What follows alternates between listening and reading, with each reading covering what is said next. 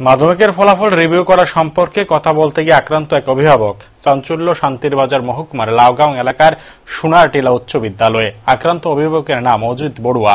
ঘটনার বিবরণে জানা যায়, বৃহস্পতিবার শান্তিরবাজার মহকুমার লাউগাঁও সোনারটিলা উচ্চ বিদ্যালয়ের মাধ্যমিক পরীক্ষায় উত্তীর্ণ হওয়া ছাত্রী অনামিকা বড়ুয়া পিতা অজিত বড়ুয়াকে সঙ্গে নিয়ে বিদ্যালয়ে যায় পরীক্ষার কাগজপত্র পুনরায় মূল্যায়নের জন্য। অনামিকার আশা, বিজ্ঞান বিভাগে আরো ভালো ফলাফল হতে পারে, তাই রিভিউর আর্জি জানাতে স্কুলে যাওয়া। অনামিকার পিতা বিদ্যালয়ের প্রধান শিক্ষকের সঙ্গে কথাবার্তা বললে বিদ্যালয়ের প্রধান শিক্ষক জানালো, বিজ্ঞান বিভাগের শিক্ষক আজ বিদ্যালয়ে আসেননি, আগামীকাল আসলে কথা বলে সবকিছু জানা যাবে। অনামিকার পিতা অজিত বড়ুয়া বিদ্যালয়ের প্রধান শিক্ষকের সঙ্গে কথাবার্তা বলে রুম থেকে বেরিয়ে যাওয়ার সঙ্গে সঙ্গে এলাকার এক ব্যক্তি অজিত বড়ুয়ার উপর আক্রমণ করে বলে অভিযোগ।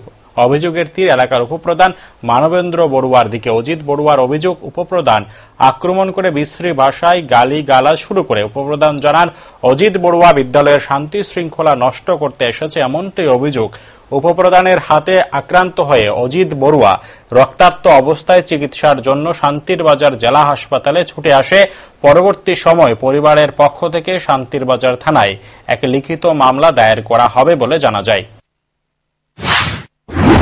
কি হয়েছিল কালকে শিক্ষামন্ত্রী এই মাত্র না কইছি রিভিউর ব্যাপারটা, তখন আমার মাইয়ার সাইন্সে নাম্বার কম হয়েছে, কয় যে আমি আগের দিন গেছিলাম, কয় যে 63-80 মধ্যে 63 এটা কম হয়েছে। আমি খাতাটা দেখবো একটু কি হয়েছে, এত নাম্বার তো কম পাওয়ানোর কথা না, আর একটু বেশি নাম্বার পাবো বিজ্ঞানে। তো এই উদ্দেশ্যে আমরা সকালে ভাবছি দুইজন স্কুলে গেছে, হেড স্যারেরও করছে। স্কুলে গেছে? সোনারটিলা হাই স্কুলে। তারপর হেড স্যারে কয় যে এখন তো যে সাবজেক্টের মাস্টার আইছে না, আজকে হইতো না, আমি একটু উপরে কথাবার্তা কই, দেখা করি না, আপনার মোবাইল নাম্বারটা দিয়ে যান, আমি দেন। তারপরে এসএমসির কমিটির মেম্বার উপপ্রধানের বউ আর কি, সঙ্গীতা বড়ুয়া, তখন এই সব দিকে টেলিফোন করি সবাই আমি বলে স্কুলে অসভ্যতা করছি, এটা করছি, কি সমস্যা, মানে স্কুলে মানুষের মাস্টারের হুমকি। আসলে আমি কোনো কিছু করিনি। স্কুলে যত টিচার আছে অধিকাংশই আমার ক্লাসমেট। রঞ্জন পেশায় কি করেন? হ্যাঁ, পেশায় কি করেন? পেশায় তো আমি ত্রিপুরা স্টেট কোঅপারেটিভ ব্যাংকে চাকরি করি, এখন সাবরুম ব্রাঞ্চে আছে। কোঅপারেটিভ ব্যাংকে? হ্যাঁ, স্টেট কোঅপারেটিভ ব্যাংকে। তো কি হয়েছে এরপরে?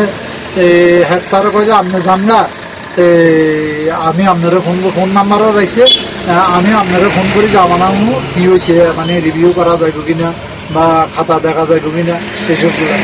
আমরা চলিয়ে মাঠের অর্ধেক চলিয়ে আছি স্কুলে। এইখান থেকে দৌড়াইয়া এই উপপ্রধান যাইয়া আমার ঘুষি দিয়ে নাক মুখ রকাটা দিছে, প্রায় 2 লিটারের